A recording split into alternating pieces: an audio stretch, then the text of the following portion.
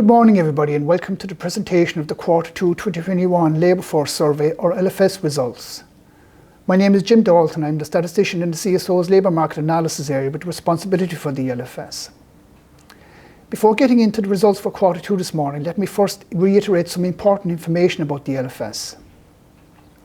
The official labour market classification of respondents to the LFS is based on the International Labour Organization or ILO criteria. LFS results for Quarter 2, like previous quarters, are published according to this criteria, and you can note that I've included the key ILO definitions and concepts in the annex at the end of this presentation. I mentioned in the last quarter briefing that a new framework regulation governing the production of European social statistics on persons and households came into force on the 1st of January last. It is called the Integration of European Social Statistics or YES regulation.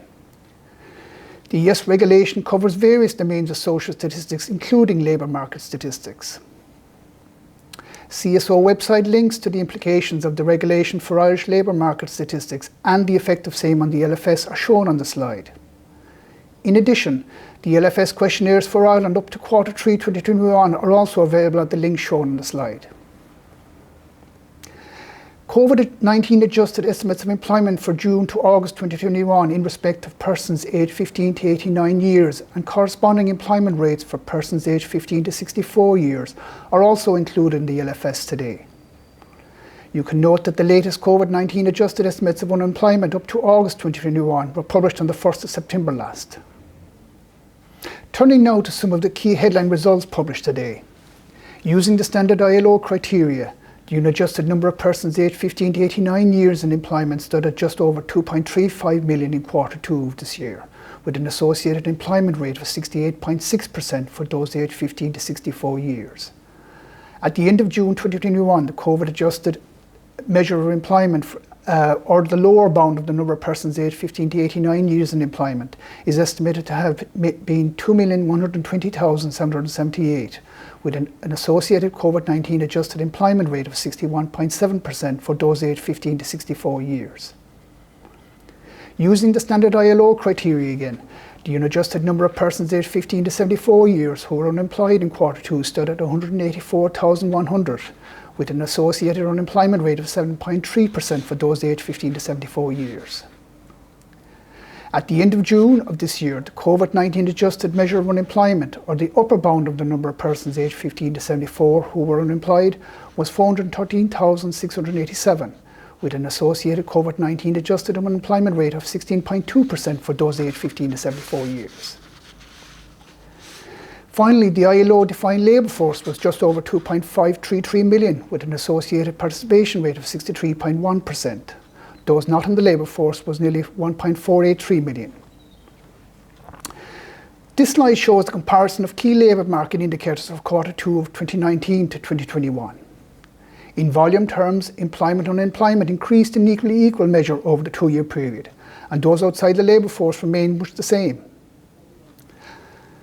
However, when one looks at the key rates, a slightly different picture emerges. While employment increased over the period, the employment rate for persons aged 15 to 64 was still below 2019 levels. On the other hand, the unemployment rate increased from 5.4% to 7.3%, which meant that the increased rate of participation was governed more by increased unemployment than employment. The LFS results under the new regulation perhaps illustrate the effects of COVID-19 better than heretofore. In Quarter 2, 69.6% of those away from work for any reason in the reference week were still classified as employed, 10.8% were unemployed, and 19.7% were inactive.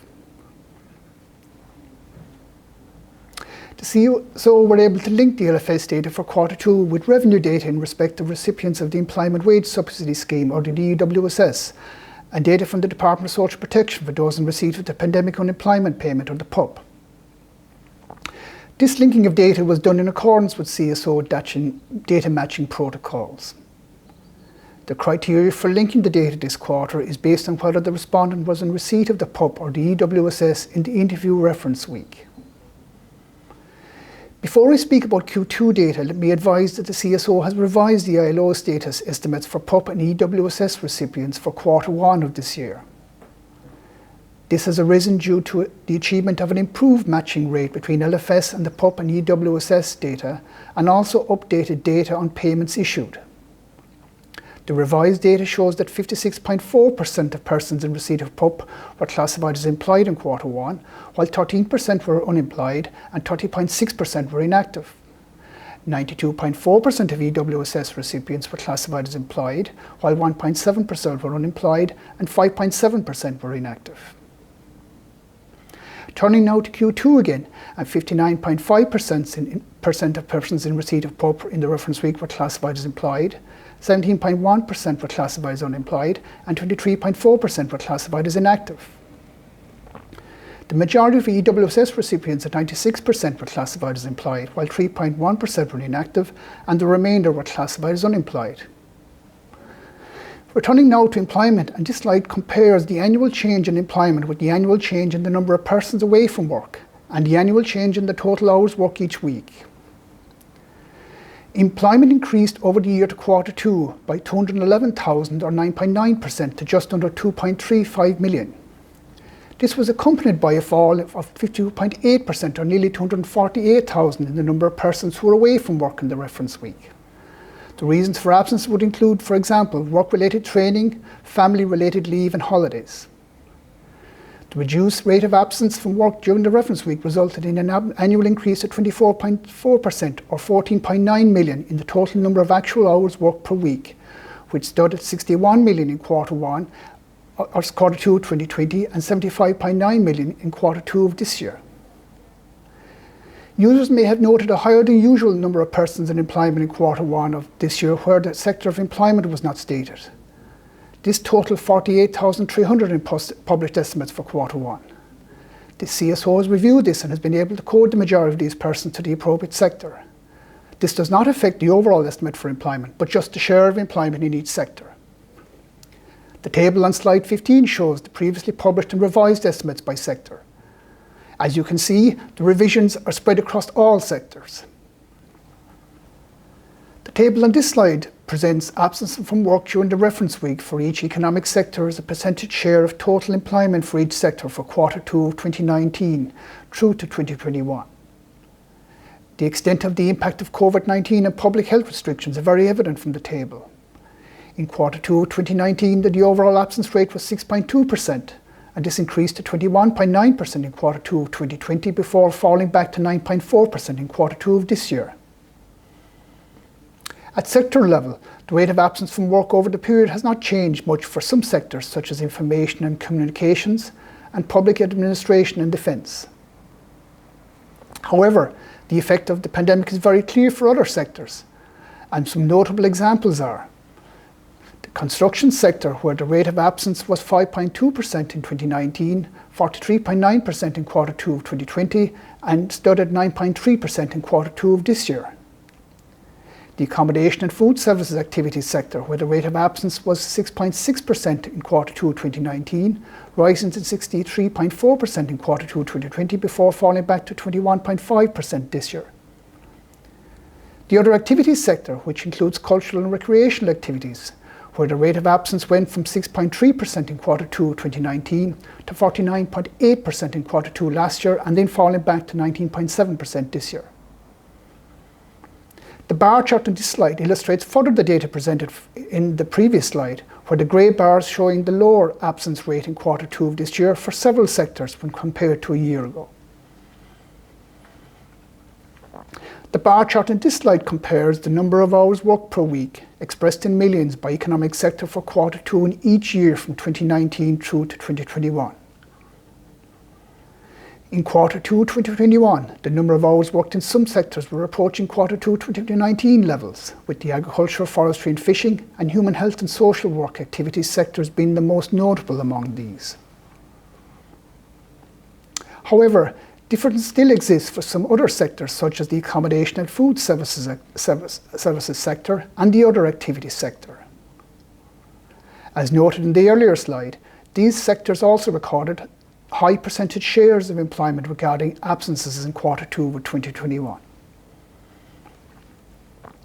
This is reflected in the chart where the hours worked in quarter 2 of 2021 are shown in the grey bars for these sectors and is lower than the levels that were there in quarter 2 of 2019. Turning now to the economic sectors, and the following graph shows employment volumes by sector for quarter 2 of 2019 to quarter 2 of 2021. While a number of sectors have actually exceeded 2019 levels in quarter 2 2021, some sectors have not yet fully recovered from the effects of the pandemic. The most notable of these are the accommodation and food services sector, which was 33.1% or nearly 60,000 less than it was in quarter 2 of 2019. The other activities sector, which was down by 18.3% or almost 22,000 from quarter 2 of 2019, and the construction sector, which was down by 12.9% or 18,900 from quarter 2 of 2019 as well. Turning now to employment by gender, and male employment increased by 88,000 or 7.5% over the year, while female employment increased by 123,000 or 12.8% over the year. Full-time employment was up by 5.8% over the year at just under 1,873,000, while part-time employment increased by 109,200 or 29.7% over the year to 476,500. The rise in part-time employment was split roughly 40-60 between males and females.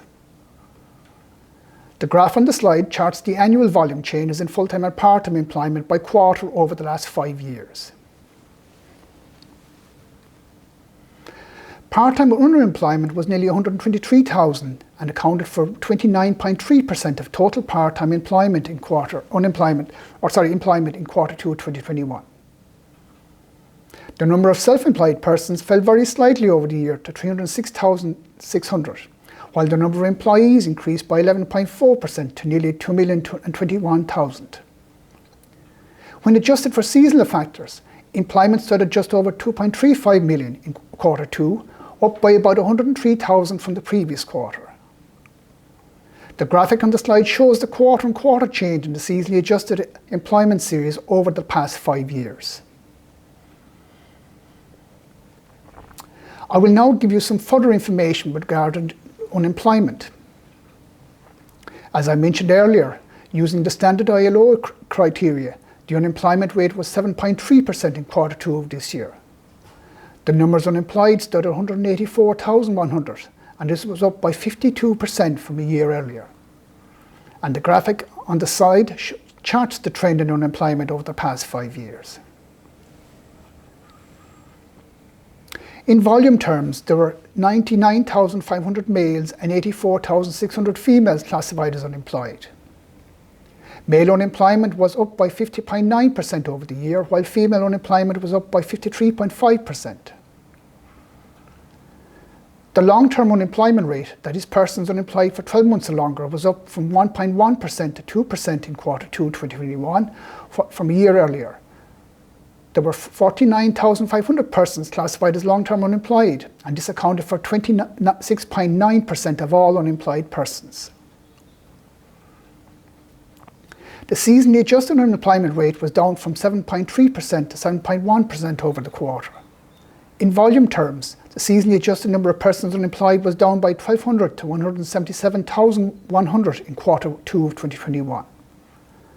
And the graph on the slide charts the trend and the rate over the last 5 years. Turning now to the labour force. The total number of persons in the labour force in quarter 2 of this year was up by 12.1% or 274,000 over the year to just over 2.533 million. In terms of decomposing the change in the labour force, there was a positive demographic effect of 16,100 and a positive participation effect of 257,900. On a seasonally adjusted basis, the labour force increased by 110,100 or 4.5% over the quarter to 2.53 million in quarter 2 of 2021. That now completes the data element of this presentation. And next, I'd like to advise you about the forthcoming outputs from the labour market and earnings area of the CSO. Firstly, the monthly employment estimates and live register figures for September 2021 will be published on the 6th and 8th of October next, respectively. The earnings analysis using administrative data sources, or EAADS, for 2019 and 2020 is to be confirmed as for publication date. The earnings and labour cost results for Q3 of 2021 will be published on the 1st of December next. The publication date for the Q3 2021 LFS will be confirmed in due course. And as always, users should check the CSO release calendar on the CSO website for upcoming releases. So to summarise, results for Q2, like previous quarters, have been compiled according to the ILO definitions and concepts. The effect of the easing of public health restrictions in Q2 2021 is apparent from the results. Over the year, employment increased by 211,000, while unemployment increased by 63,000, resulting in an increase of 274,000 in the overall labour force. Seasonally adjusted employment was up by nearly 103,000 from Q1, while unemployment was down marginally. The total number of hours actually worked each week in Q2 2021 was 75.9 million, up 24.4% or 14.9 million from a year earlier. The results showed that for some sectors, the hours worked were approaching Q2 2019 levels, but for others, differences still remain. Absences from work in the reference week were just under 221,000 in Q2 of this year, compared to a high of just over 468,000 a year ago. This concludes the presentation of the results from the LFS for Q2, and I thank you for your attention.